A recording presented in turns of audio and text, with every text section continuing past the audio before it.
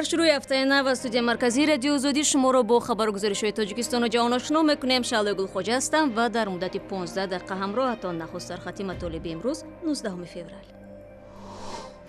پرچم را کی آویخت؟ در نویای بخش ولایت ختلان حدود 10 نفر را به اتهام همکاری با گروه دولت اسلامی و آویختن پرچم سیاه بازداشت نمودند. جستجوی گمانبران ادامه دارد. بالاخره دوشنبه هم صاحب اتوبوس‌های زمانوی شد. مسافربرهای نوی اکیا را در پایتخت تاجیکستان بندوبست میکنند. گنجایش این اتوبوس‌ها 98 مسافر، یعنی 26 جای نشست، 72 جای‌های راستا. محرک این اتوبوس‌ها باشد از شرکتی با نفوذ آلمانی مرسدس بنز. و در آرزوی مکتب پدری جوان دختری در افغانستان که بیسواد مانده است میگوید شرایط تنگ روزگار دخترش را از تحصیل دور کرد. مکتب نوشتم 2-3 سالی را. در صاحب مکتب شدیم گرفتار مشکلات خانوادگی و فقر فاقگی و مسئله خانم بافی و همین گپا. طی 3 روز به این سو کارمندان امور داخله و امنیت تاجیکستان افرادی را جستجو دارند که در بام 2 خانه در نویای وخش پرچم سیاه گروهی به نام دولت اسلامی را آویختند. همکاران ما میگویند در حال حاضر رفتن به داخل جماعت تاجیک‌آباد غیر ممکن است، زیرا از سوی پلیس پاسبان‌ها گذاشته شده است که ماشین‌ها و نفران مشکوک را تفتیش میکنند. میرزا نبی خالقزاد جزئیات اخیر این قضیه را در دست دارد. شعبه کارهای داخلی ناحیه وخش 5 کیلومتری شهر قرغانتپه ولایت ختلان پس از پیدا نمودن پرچم‌های داعش دولت اسلامی در بام خانه‌های زیست ساکنان جماعت تاجیک‌آباد که از این جماعت قبلا ترکمنستان نام برده میشد، تقریبا 10 نفر را بازداشت نمودند و برای پرسش به شعبه کارهای داخلی بردند. طور بیشتر از ساکنان این جماعت با صحبت با رادیو آزادی گفتند که روز جمعه به شنبه، یعنی که روز 16 فوریه به 17 این پرچم ها در بام خانه از جمله دادرزاده سید عبدالله نوری رئیس سابق حزب نهضت اسلامی تاجیکستان پیدا کرده شدند و از جمله گفته می شود که دادرزاده سید عبدالله نوری نیز برای پرسش دعوت شده است. اما مقامات کارهای داخلی تاجیکستان در حال حاضر طوری که کارمند ما از جماعت تاجیک‌آباد اطلاع می دهد راهها به طرف این جماعت را بستند و در اونجا یک پاسگاه تأسیس دادند که افراد مشکوک و ماشین هایی که از اونجا گذر میکنند حتما مورد پرسش قرار میدهند. اما تا کنون مقامات کارهای داخلی ناحیه وخش و شهر قرغانتپه در رابطه با این مسئله پیدا شدن پرچم های داعش خبر دقیق و مفصل نمیدهند و از شرح این مسئله خودداری میکنند. در همین حال خبرنگار ما در کولاب نیز اطلاع داد که در دهه 20 سالگی استقلال در ناحیه فرخار نیز در مرز با افغانستان پرچم های داعش پیدا شدند و به مشاهده رسیدند و طوری گفته میشد ساکنان این دهه ها نیز دعوت شده مورد پرسش قرار میدن که از کجا این پرچم ها پیدا شدند و چگونه به بام منزل زیست ساکنان زده شدند. برنامه را با موضوع دیگر پای میگیریم. شهرداری دوشنبه در همکاری با ترکیه بندوبست اتوبوس‌های ژاپنی در پایتخت تاجیکستان را راه اندازی کرده میخواهد در 1 سال تا 300 مسافربری اکیا را به بازار برارد. ضمناً تا 1 سال پیش اکثریت کل اتوبوس‌های مسافربر در تاجیکستان ساختی روسی بودند، اما در شهرداری باور دارند که تولید اتوبوس‌ها در تاجیکستان در مقایسه با خریداری مسافربرها از خارج ارزان‌تر میشود. تا به این دم بیش از 10 اتوبوس آماده شده است. گزارشی برای صوفی را تماشا میکنیم. شرکت مشترک ترکی تاجیکی اکیا اوستا در دوشنبه بندوبست اتوبوس‌های تمغه اکیا را شروع کرد. این شرکت در مرحله نخست 13 عدد اتوبوس‌های بین شهری را بندوبست کرده مورد استفاده قرار داده است. گنجایش این اتوبوس‌ها 98 مسافر، یعنی 26 جای نشست، 72 جای‌های راستا. محرک این اتوبوس‌ها باشد از شرکتی با نفوذ آلمانی مرسدس بنز. متحرک آن باشد، یعنی خدوای چسب میگن به قول دیگر، شرکت دیگری آلمانی زیف و коробка передач ба қавли дигар нақл қутӣ мегӯянд. ин низ аз ширкати олмонии ЗФ. дар марҳалаи дуюм тақрибан 1 ҳафта баъд ворид кардани ҷиҳози нимабандубасткардаи 15 адад автобуси дигар дар назар аст. 75% ҷиҳози ин автобусҳо дар Туркия ва 25% он дар Тоҷикистон бандубаст мешавад. бар асоси қарордоди ҳукумати шаҳри душанбе ва ширкати туркии акия то интиҳои соли ҷорӣ бояд 100 автобусҳои мусофиркашонӣ бандобаст шаванд. санги асос гузашта шуд барои сохтмони завод ва хати истеҳсоли ин автобусҳо. Дар оянда пурра истеҳсоли автобус дар худи ҷумҳурии Тоҷикистон дар ҳамин корхона истеҳсол карда мешаванд. Иқтидори яксолаи истеҳсоли автобус дар як сол 300 адад ва шумораи коргарон бошад пурра аз ҳисоби мутахассисони Тоҷикистон, шаҳрвандони Тоҷикистон накам аз 200 нафарро ташкил медиҳад. феълан дар корхонаи муштараки Акия Авесто 40 нафар мутахассисони тоҷик таҷҳизоти автобусҳои Акияро бандобаст доранд. ин мутахассисони маҳаллиро ҳамтоҳои бо таҷрибаи турки худ дар тӯли як моҳ омӯзиш доданд.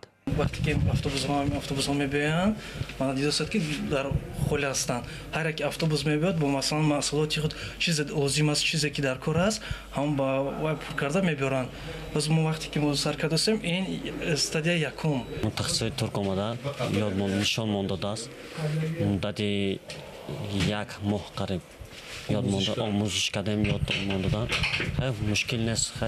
қарор аст ширкати муштараки турки-тоҷикии Акия Авесто барои бандобасти комили автобусҳои тамғаи Акия бо таъсиси курсҳои омӯзиши мутахассисони маҳаллиро омода кунад. автобусҳои тавлид карда дар ин ширкат бар асоси қарордодҳо дар пойтахти Тоҷикистон мусофиркашонӣ хоҳанд кард. соли гузаштаи 2017 ҳукумати шаҳри Душанбе бар асоси як қарордод бо ҷониби Туркия 64 адад автобусҳои тамғаи Исузуро аз ин кишвар ворид кард, ки феълан дар хатсайрҳои Душанбе мусофир мекашонанд. рӯ меорем ба матолиби ҷаҳонӣ. додгоҳи ҳакамии варзиш тасдиқ кард, ки барандаи медали биринҷии олимпиадаи Пхенчанг Александр Крушельницкий ба истифодаи допинг муттаҳам мешавад. додгоҳ рӯзи 19 феврал изҳор намуд, ки бо тақозои Кумитаи байналмилалии олимпӣ таҳқиқи қазияи Крушельницкийро оғоз кардааст. Крушельницкий ҳамроҳ бо завҷаш Анастасия Бризгалова дар сабқати курлинги омехтаи бозиҳои олимпии Пхенчанг ҷои сеюмро ишғол намудааст. агар истифодаи допинг тасдиқ шавад, масъалаи боло бардоштани парчами Русия дар маросими хатми бозиҳои олимпӣ зери суол хоҳад буд. бо ишора ба иттиҳомоти истифодаи саросарии допинг аз сӯи варзишгарони Русия, Кумитаи байналмилалии олимпӣ мунтахаби Русияро аз ширкат дар бозиҳои олимпӣ маҳрум кардааст ва варзишгарони рус феълан зери парчами олимпӣ ҳунарнамоӣ мекунанд. дирӯз наздики 10,000 тарафдорони Михаил Саакашвили бо дархости истеъфои президенти Украина Петро Порошенко дар маркази Киев гирди ҳамоӣ карданд. ҷамъомадагон талаб намуданд, ки мақомот Михаил Саакашвили ихроҷшударо дубора ба Украина баргардонанд. Саакашвили, ки собиқ президенти Гурҷистон мебошад, дар солҳои 2015-2016 раҳбарии вилояти Одессаи Украинаро низ бар уҳда дошт. вале баъди танқиди шадиди ӯ дар бораи фасодзадагӣ дар ниҳодҳои болоии ҳукумат ӯро нахуст аз мансаб ронданд ва баъдан аз Украина ба Ҳолланд ихроҷ намуданд. рӯзи якшанбе дар Киев даҳҳо фаъоли украинӣ бонкҳо ва муассисаҳои давлатии Русияро сангборон карданд. дар наворҳо ҳамлаи фаъолон ба қароргоҳҳои Сбербанк, Альфа-банк ва маркази ҳамкориҳои Русия ё худ Россотрудничество ба навор гирифта шудааст. хабаргузориҳои украинӣ иттилоъ доданд, ки беш аз 100 нафар бо санг, шиша ва тухм ба бинои агентии федералии ҳамкориҳои иттиҳоди давлатҳои муштаракулманофеъ ва қароргоҳи созмони ҳамватанони бурунмарзӣ ҳамла карданд. дар бораи боздошти касе хабар нашр нашудааст. баъди ишғоли нимҷазираи Крим аз тарафи Русия ва ошуби нирӯҳои рӯ ба Москав дар шарқи Украина, равобити Москав ва Киев ба таври ҷиддӣ сард шудаанд. шумо барномаи хабарии радиои Озодиро тамошо доред. Эмомалии Раҳмон, раиси ҷумҳурии Тоҷикистон, ба ҳамтои эронии худ Ҳасани Рӯҳонӣ дар робита ба суқути ҳавопаймо дар Эрон, ки боиси марги 10 нафар шуд, номаи тассалият фиристод.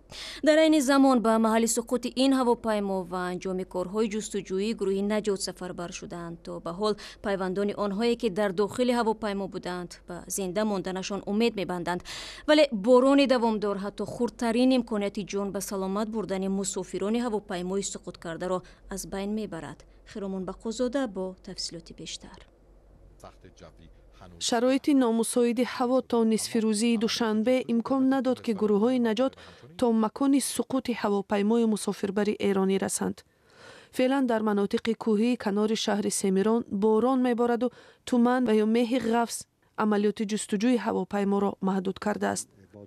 آنچه که تاکنون مشخص شده بر اساس شواهد قرائن این است که سقوط احتمالاً در حوالی بین دو روستای بیده و کهنگان در منطقه پادنا که یه منطقه تقریباً دقیقاً توی ارتفاعات دنا هست، کوه دنا هست و فاصله بسیار زیادی 180 کیلومتر با شهر سمیروم داره.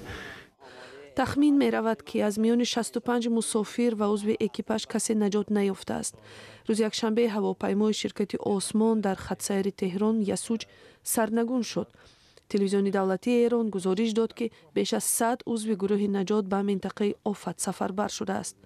تخمینا 70 کوهنورد و ساکنان محلی در جستجوی هواپیمای سرنگون شده کمک میکنند. اینجا قسم کوهاش اکثرا صعب العبور نمیشه بری، ماشینا هم اکثرا اومدن. کل مردم ما از ساعت 10:11 که فهمیدیم از روستای شهید، قسمت دنگزلو، قسمت اینا رو همه رو گشتیم ولی پیدا نکردیم، چیزی پیدا نشده.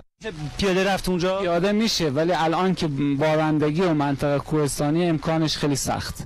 چرخبال‌ها 2 دفعه کوشش کردند که باقی مانده های هواپیما را پیدا کنند ولی شرایط نامساعد هوا آنها را بازگرداند.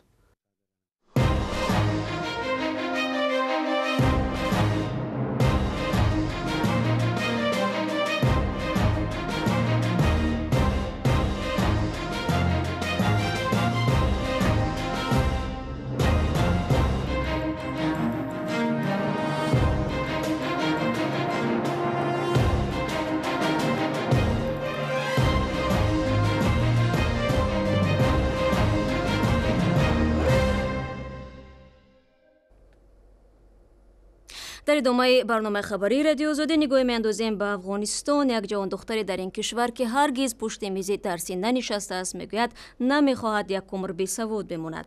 کمبغلی و نارامی ها به گلنسو امکان نداد که به مثل دیگر همسالانش در مکتب تحصیل کند، ولی ظاهرا این جوان دختر با آرزوی در انتظارش چند قدم نزدیکتر شده است. مومن احمدی در این باره گزارش میدهد. دهه پیردادی شیبرتو در 27 کیلومتری مرکز شهر بامیان. در این دهه 400 خانواده زندگی می کنند.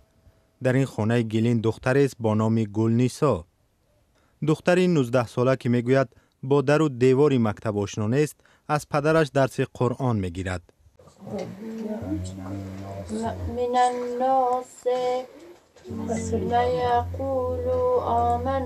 گلنیسا هرگز به مکتب نرفته است. از پدرش شیخ محمد علمی کربلایی چیزهایی را یاد گرفته است. به سوادم دیگه مثلا میخوندم ولی چیز مشتم صنفی 10 11 یا 12 سن بزرگ ما که برم یاد نداریم یا در صنف 2 یا در صنف 3 برم اونجا بیشتر دستگاه باز ما کارتا خیلی بد میشه. پدرش میگوید مهاجرت و تنگ دستی نگذاشت که گلنیسا به مکتب برود و سواد بگیرد. مکتب نداشتیم 2-3 ساله را تا صاحب مکتب شدیم، گرفتار مشکلات خانوادگی و فقر فاقگی و مسئله قانون بافی و همین گپا که یک زندگی روزمره پیش بردیم. شیخ کربلایی خانه خودش را به یک نوع مکتب تبدیل داده است، ولی آنجا دختران فقط درس دینی و قرآن یاد میگیرند. اما این برای گلنیسا کافی نیست. او آرزو دارد در یک مرکز رسمی سوادآموزی درس خواند، چون این مرکز در ده آنها نیست. اما والی بامیان طاهر ظهیر برای او پیام امیدوار کننده ای دارد.